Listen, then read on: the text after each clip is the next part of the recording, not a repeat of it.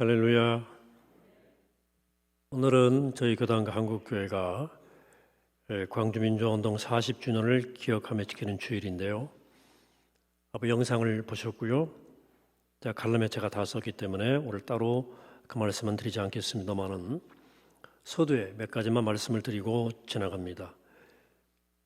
5.18의 성격은 절대 복잡하지 않습니다. 신군부가 당시에 정권을 좀 갖고 싶은 욕망 때문에 민주주의를 압살하려니까 시민들이, 특히 광주 시민들이 거리로 나와 아주 반대한 거죠. 신분군부가 그것을 무리하게 잔인하게 총과 칼로 그리고 헬기 기총 쏘사로 시위 시민들을 학살한 것이 5.18의 전부입니다. 시작과 끝입니다. 그래서 1997년도 5.18은 이미 국가기념일로 지정이 됐어요. 2011년에 유네스코가 5.18 관련 기록물을 세계 기록 문화유산으로 등재를 했습니다. 2007년 남아공 넬슨 만델라의 1963년 법원 판결 기록을 세계 기록 유산으로 등재한 적은 있지만 아시아의 작은 나라의 이 민주화운동 측면에서 1980년 광주의 상황을 유네스코가 등재했다는 점은 5.18의 세계가 전형적인 민주화운동으로 인정했다는 공인했다는 뜻이 되겠습니다. 유난히 국내에서만 폭동이냐 저항이냐고 하는 대립적 논란이 계속되어 왔습니다. 칼라매체가 말씀드린 대로 기억의 정치, 기억을 왜곡시키고자 하는 기억의 정치가 작동되기 때문입니다. 한 번도 사실 역사 속에서 수천 년 동안 이 일이 반복되었지만 성공한 적이 없어요. 기억은 왜곡되지 않습니다. 이 뿌리에는 1985년도 당시 국방부 주도로 설립된 80위원회가 있는데요. 거기서 관련 자료를 모아서 소위 광주 백서를 냅니다. 계엄군의 진압이 불가피했다는 것을 홍보하기 위한 자료였어요. 그런데 역사적 사실 왜곡한 흔적이 빼곡히 들어있습니다. 이것들이 이제 다른 가짜뉴스와 결합이 돼가지고 지금까지도 계속 유포되고 있는 것이죠. 제가 그때 군대에 있었거든요. 할 말이 많죠.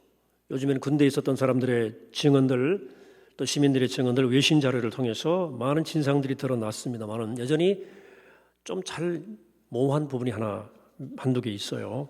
그래 기도해 주실 것은 사실 그대로의 진상이 잘 드러나고 이제 40년이 지났으니까 그 진실의 토대 위에서 화해하고 미래로 갈 수 있도록 여러분 많이 기도해 주시기를 부탁합니다. 오늘 말씀의 주제는 어버이 주일 전에 두 주간 진행한 영적 삶의 단계 중 세 번째 단계에 대한 말씀을 제가 드리겠습니다.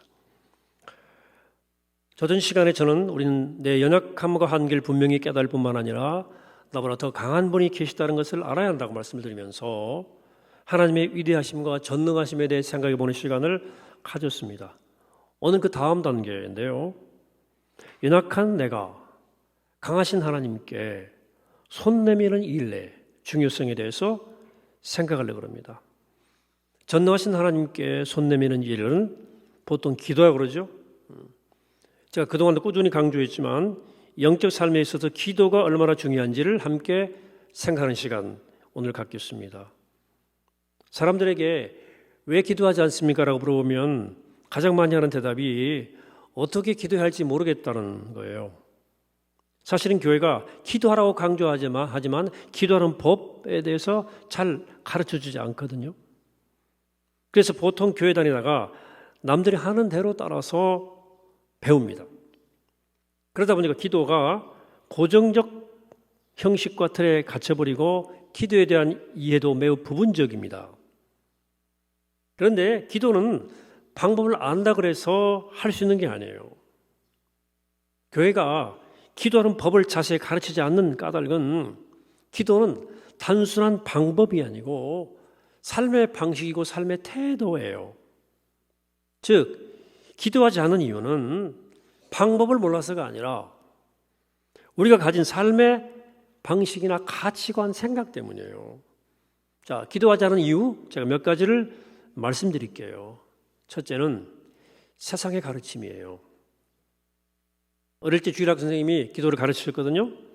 기도 시간만 되면 가르치시면서 했던 동작이 있습니다. 자, 기도 시간입니다. 무릎 꿇고, 옛날에 마루바닥이었거든요.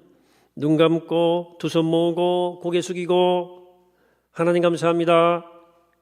이렇게 기도를 시작했습니다. 지금 생각해 보면 그때 선생님이 가르쳐 주신 기도의 동작에는 기도의 중요한 본질이 담겨져 있습니다. 무릎 꿇는 것, 눈 감는 것, 두 손 모으는 것, 고개 숙이는 것. 이 동작에 기도의 핵심 의미가 담겨져 있어요. 내 무릎 빳빳하게 서서 살던 자세를 내려놓기 위해 무릎을 꿇는 거예요. 내 관점으로 바라보던 시선을 멈추기 위해 눈 감는 거예요. 내가 보는 대로 보잖아요. 보고 싶으면 보고. 내 마음대로 사용하던 두 손을 결박하기 위해서 두 손을 모으는 거예요. 내 교만한 자아를 내려놓기 위해서 고개를 숙이는 거예요. 기도는 결국 나를 내려놓고 하나님을 바라보는 삶의 태도이거든요. 그런데 세상은 정확히 정반대의 태도를 가르칩니다. 절대 무릎 꿇어서는 안 된다. 두 눈 똑바로 뜨고 살아라. 두 손 불끈 쥐고 고개를 당당히 들고 살아라. 무릎 꿇는다는 것은 패배를 의미하고 두 눈 감는다는 것은 차포차기를 뜻하는 것이고 두 손 모은다는 것은 비굴을 뜻하는 것이고 고개를 숙인다는 건 좌절, 기죽은 거라고 배워요. 이런 이유로 사람들은 암암리에 기도가 거북한 거예요. 기도한다는 것은 왠지 나약해지는 것 같고 누군가의 도움에 기대는 것 같다는 느낌이 드는 거죠. 현대인들에게는 별로 떳떳하지 못한 비굴한 일처럼 생각되는 거예요. 그래 기도하기가 어색하고 어렵게 느껴지는 거죠. 세상의 가치관이 기도의 태도와 정면으로 부딪히고 있습니다. 이 우리가 기도하지 않는 내적인 이유예요. 두 번째는 바쁜 생활 습관이에요. 그래서 기도하네요. 현대인들은 정말로 바쁩니다. 왠지 아침부터 저녁까지 해야 할 일, 만날 사람, 요즘은 또 이메일, SNS까지 생겨가지고 처리해야 할 일들, 쇼핑, 애들 뒷바라지 정신이 없어요. 요즘 집에서 참 애들 데리고 고생 많으신 것 같아요. 바쁘다는 말이 이제 안부인사예요. 안 바쁘다 그러면 민망하고 바쁨이 미덕이 된 사회예요. 그래서 그런지 우리는 지금 코로나 때문에 멈춰서 있지 않습니까? 우리의 바쁨을 돌아보라는 거예요. 근데 그래도 좀 여전히 바빠요. 그렇게 바쁜지 바빠요. 저부터 그래요. 바쁜 사람은 뭔가 유능해 보이고 한가한 사람은 무능해 보이고 게을러 보여요. 만일 제가 여러분들에게 저 요새 엄청 한가합니다. 하나도 안 바빠요. 그럼 제가 훌륭해 보이겠습니까? 목사님 먹기 제대로 안 하시는 거 아니야? 라고 보이시겠습니까? 우리 시대는 바쁜 게 정상으로 인정되는 시대입니다. 이런 삶의 습관은 우리 마음을 초조하게 만들어놨어요. 바쁜 일이 없을 때도 마음이 바빠요. 마음이 바쁘다는 것은 초조하다는 뜻이거든요. 마음에 여유가 없다는 거예요. 여러분 요즘 이렇게 멈춰섰는데도 마음이 왠지 바쁘지 않습니까? 그러면요 이런 상태는 기도할 수 없어요. 기도의 시간 갖기 어렵습니다. 삶의 스케줄을 빽빽하게 채워서 기도가 들어올 틈이 없는 삶을 살잖아요. 마음의 초조함 때문에 근심, 걱정, 불안만 마음에 가득 차 있지 거기 기도가 들어갈 여백이 없어요. 이렇게 현대인들은 몸이 바쁘고 마음이 초조해서 기도하기 어려운 조건 속에 살아갑니다. 세 번째는 기도의 비효율성이에요. 기도하지 않은 중요한 이유 중에 하나예요. 기도해 봤지만 응답이 시원치 않은 거죠. 공허하고 기도의 비효율성입니다. 뭔가 현대인들은 인풋을 하면 아웃풋이 나와야 되는데 이 기도가 정확히 그렇게 됩니까? 기울인 노력과 투자한 시간에 비해서 나타나는 결과가 너무 만족스럽지 않죠. 능률과 효율성에 대한 여기에 길들여 있는 현대인들에게 기도는 굉장히 비효율적인 일인 거예요. 말하자면 기도의 비효율성과 결과 없는 기도에 대한 경험이 기도하지 않는 이유예요. 의외로 이런 이유로 기도를 그친 사람, 기도 안 하는 사람 많습니다. 그럼에도 기도해야 할 이유가 있어요. 오늘 말씀이 바로 그걸 얘기하고 있는 거예요. 오늘 본문에 손 마른 사람, 오른손이에요. 손 마른 사람이 등장합니다. 손이 말랐다는 것은 손이 이렇게 오그라들었다는 거예요. 이렇게. 그런 분들 계시죠? 예. 고대 유대 사회에서 오른손이 오그라들었다는 것은 생각보다 심각한 문제입니다. 오른손으로 계약한 것만이 유효한 사회였어요. 오른손이 아니면 서원이나 약속이 불가능한 사회입니다. 왼손이 만진 건 다 부정해지는 사회예요. 그러니까 장애의 몸으로는 하나님께 제사를 드릴 수 없는 사회에서 그가 할 수 있는 일이 뭐가 있었겠습니까? 그런 일자리를 얻을 수 없을 것이고 가난했을 것이고 부정한 자로 낙인 찍혀서 다가오는 사람들이 없었을 것이고 그래서 굉장히 외로웠을 거예요. 보나마나 불행했을 것입니다. 그런데 여러분 누구에게나 오그라든 손이 있다는 사실을 아십니까? 남들에게 활짝 펼쳐볼 수 없는 가능하면 감추고 싶은 오그라든 쪼그라든 아픔과 상처가 있어요. 그것 때문에 기쁨이 없어요. 그것 때문에 삶이 힘들어요. 그것 때문에 행복하지 않은 뭔가가 있습니다. 그것 때문에 사람들과의 관계가 문제가 있고 알 수 없는 외로움이 마음에 들어져 있고 또 그것 때문에 온전히 예배도 드릴 수 없는 어떤 영적 문제가 있어요. 여러분 왜 기도해야 하는 줄 아십니까? 우리가 기도해야 하는 이유 첫째는 그것은 누구 할 것 없이 저마다 감추어둔 오그라든 손이 있기 때문이에요. 우리 진짜 문제는 오그라든 손이 아니에요. 그 오그라든 손을 가지고도 기도하지 않는 게 문제예요. 여러분 우리들의 오그라든 손은 불행의 조건이 아니라 주님께 나가기 위해서 허락된 선물일지 모른다는 생각을 꼭 하셔야 됩니다. 그래서 기도해야 되는 거예요. 두 번째, 우리가 기도해야 하는 이유는 주님의 초대 때문이에요. 회당은 일종의 커뮤니티 센터 같은 역할을 했기 때문에 비교적 모두에게 오픈된 공간이었습니다. 그래서 그 남자가 안식일에 회당 모임에는 참석할 수가 있었어요. 어느 날 안식일에 그 남자가 회당에 왔어요. 예수님 말씀을 전하시는 거예요. 근데 갑자기 주님께서 그에게 놀라운 제안을 하십니다. 일어나 한가운데로 서라 그랬어요. 이게 남의 눈을 피해 살던 사람에게는 무척 당혹스러운 제안이었을 것입니다. 이 사람 그래도 용기를 내서 일어났고 가운데로 가서 섰어요. 율법학자들과 바리새인들은 예수를 고발할 구실을 찾으려고 눈을 부릅뜨고 있었고 사람들은 무슨 일이 일어나나 하고 두 사람을 주목하고 있었습니다. 그 많은 사람들의 시선, 바리새인들의 음흉한 덫, 안식일이라고 하는 부담, 이 겹겹이 쌓이는 장애물을 뛰어넘어 주님께서 말씀하십니다. 가운데 서라고 하시고 내 손을 내밀어. 이렇게 말씀하셨어요. 자, 기도해야 한다는 제안은 일어나 한가운데 서라는 제안처럼 우리에게 매우 당혹스러운 제안일지 모르겠어요. 기도 익숙하지 않다면 더욱 그럴 것입니다. 어차피 낯설고 창피하고 당황스러운 일일지도 몰라요. 어쩌면 그래요. 음치한테 노래하라거나 몸치에게 춤추라고 하는 것과 비슷한 일일 수도 있어요. 그러나 그럼에도 불구하고 일어나서 가운데로 나와야 돼요. 모든 사람들이 지켜보는 가운데서 내 오그라든 오른손을 낱낱이 보여줄 수 있는 정도의 용기가 필요하고 정직해야 되는 거예요. 기도한다는 것은 더 이상 내 문제를 감춰두지 않겠다는 선언이에요. 기도한다는 것은 주저앉아 있던 옛삶에서 일어서는 것이고 주변부에서 살던 옛삶으로부터 가운데로 주님 앞으로 나오게 되는 새 삶으로 나오는 거예요. 여기 주목할 것은 주님의 적극적인 초대입니다. 본문을 보시면 이 손 오그라든 남자가 먼저 나선 것이 아니에요.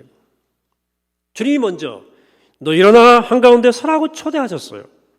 말하자면 그 남자에게 손을 내밀라고 말씀하셨지만 사실 주님이 먼저 손을 내미신 거예요. 이 사실을 아는 게 굉장히 중요해요. 우리가 기도해야 하는 이유는 주님이 먼저 우리를 초대하셨기 때문이에요. 손 내밀어라.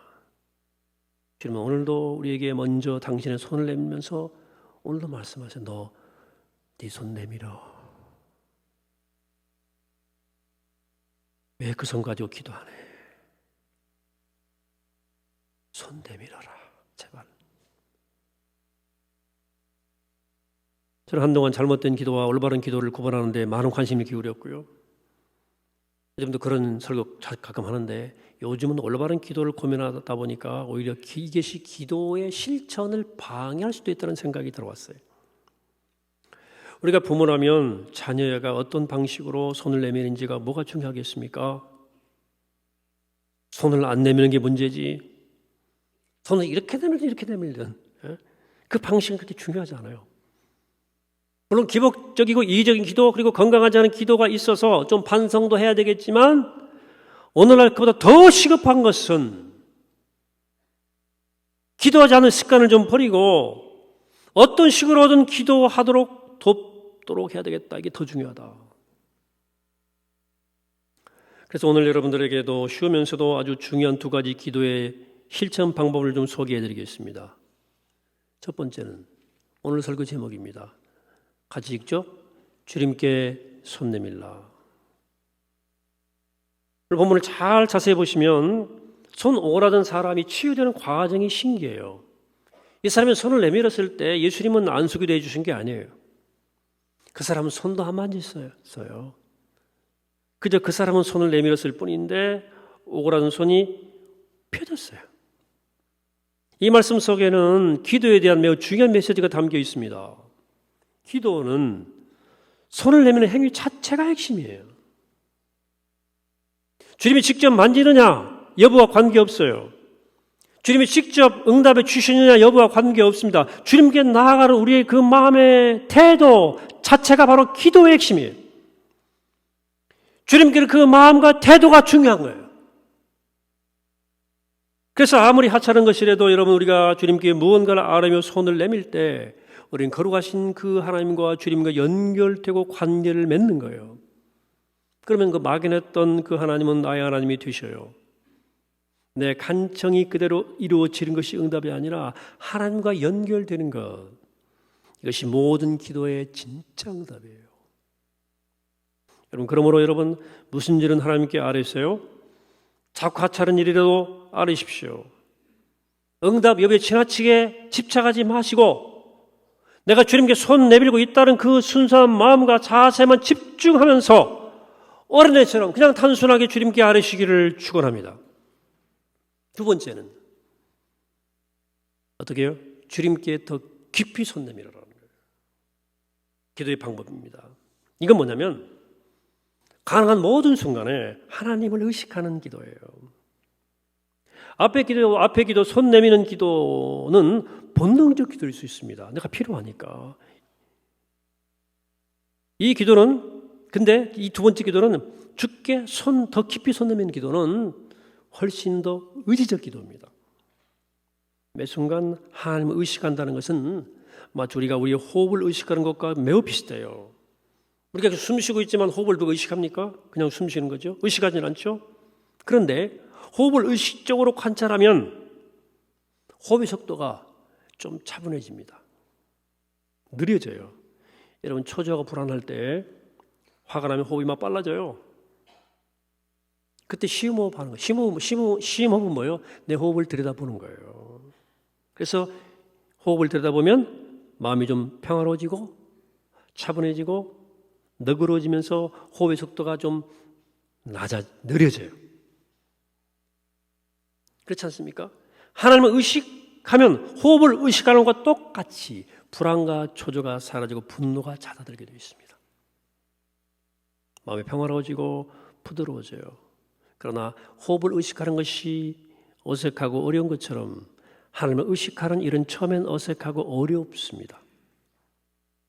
그래서 처음에는 의도적으로 연습하셔야 돼요. 훈련해야 됩니다. 그러나 궁극적으로는 의지와 노력만이 아니라 사랑이 생겨나야 하나님을 꾸준히 의식할 수 있어요. 여러분, 사랑하는 가족들과 떨어져 있으면 의식하지 않아도 생각나잖아요. 떠오르잖아요. 좋은 곳에 가면 가족이 생각이 나잖아요. 여기 오면 사랑하는 사람이 그리워지잖아요. 사람들은 노력하지 않아도 그 대상을 떠올리고 의식하게 됩니다. 네. 사랑이 그렇게 하는 거예요. 사랑이. 따라서 하나님을 사랑하는 일이 주님을 매 순간 의식하는 중요한 열쇠예요. 첫 번째 기도는 내 필요와 궁핍 때문에 손 내미는 기도였지만 두 번째 기도는 사랑 때문에 손 내미는 기도예요. 그래서 두 번째 기도를 주님께 더 깊이 손 내미는 기도라고 말합니다. 그래, 친구를 만날 때, 가족과 대화할 때, 직장에서 일할 때, 중요한 문제로 고민할 때, 잠자리에 들 때, 아침에 일어날 때, 기쁨과 기쁨을 겪을 때, 고난을 당할 때 하나님이 곁에 계심을 떠올리고 의식해 보세요. 하나님 의식하라니까. 자꾸 하나님 생각하시라고 말해요. 이렇게 주님께 더 깊이 손 내밀다 보면 얼마나 귀한 일이 일어나는지 경험하게 되실 거예요. 걱정거리가 있는데도요, 걱정이 안 돼요. 왠지 마음이 든든해져요. 평안과 감사의 능력이 생겨나요. 알 수 없는 기쁨이 솟아요. 하나님 의식하면 마음이 진실해지고요, 정직해져요. 마음이 훨씬 부드러워지는 경험을 하게 될 것입니다.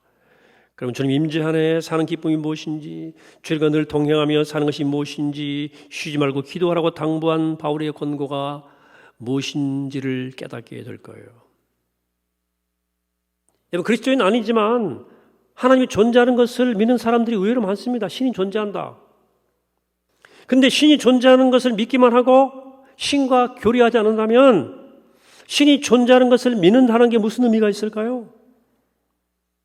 우리 지구 반대쪽이 남미에 남미, 아르헨티나, 칠레 이쪽인데 거기 뭐 남미에 로드리게스라는 사람이 있다고 칩시다. 뭐 남미 이름 여러 가지 곤잘리스도 있어요. 어쨌든, 근데 그가 존재한다는 사실을 믿는 것은 별 의미가 없습니다. 그 사람과 전화를 하고 통화를 하고 이메일 주고 받든지 사귐과 교류가 있어야 의미가 있는 관계죠. 사귐과 교류가 전혀 없는데 있다고 믿어봤자 없는 것과 믿는 것과 없다고 믿는 것과 다를 바가 없어요. 놀랍게도 너무나 많은 크리스찬들이 하나님을 존재한다는 것을 믿기만 하고 교류와 사귐이 없어요. 그냥 하나님을 로드리게스야, 산체스고 곤잘레스고 그런 사람이 있어요. 하나님이 계시다는 것을 믿는 게 중요한 게 아니고 그 하나님과 교류하고 사귐을 가지는 게 더 중요해요. 그래야 하나님이 존재한다는 사실이 의미가 있죠. 하나님이 어딘가에 계시다는 사실을 아무리 굳게 믿을지라도 지금 내가 그분과 관계를 안 맺으면 하나님은 안 계신 것과 똑같아요. 그러니까 신앙인이냐 비신앙이냐의 차이는 하나님이 계심을 믿느냐 안 믿느냐의 차이가 아니에요. 하나님과 관계를 맺고 사느냐 아니냐의 차이예요. 기도는 하나님과 교류하고 사귀는 것이고 나와 함께 하시는 하나님 함께 하시는 분으로 경험하는 거예요. 그분과 관계를 맺고 사는 거예요. 만약 우리가 기도하지 않는다면 하나님은 우리가 한 번도 만난 적이 없는 저 지구 반대편의 로드리게스라는 사람의 존재와 다를 바가 없다는 것입니다. 하나님을 그렇게 취급하지 마시기 바랍니다. 주님께 손 내밀어야 돼요. 작은 일도 주님께 아뢰며 살아가시게 되기를 바랍니다. 매 순간 주님을 의식하며 기도하며 주님과 동행하며 살아가는 것, 이것이 영적 삶의 세 번째 단계입니다. 여러분들 그렇게 주님께서 내미는 여러분들의 손을 주님이 꼭 잡아 주실 것입니다. 바라기는 주님께 손 내밀며 기도로 주님과 동행하는 삶을 사는 여러분 모두가 되시기를 이 아침에 주의 이름으로 간절히 축원합니다. 기도하겠습니다. 거룩하시고 살아계신 하나님, 오늘 저희들 기도를 통해 하나님과 교류하게 하시고 하나님을 사귀게 하시고 성의 가르침을 거슬러 더욱더 겸손하게, 우리 분주함을 거슬러 더욱더 차분하게, 하나님 응답이 없을지라도 기다림이 인내하며 주님께 나아가 손 내밀어 더 깊이 손 내밀어 주님을 만나고 주의 음성을 들으며 주와 함께 동행하는 믿음의 걸음을 살게 하여 주옵소서. 감사드리옵고 예수 그리스도 이름으로 기도하옵나이다. 아멘.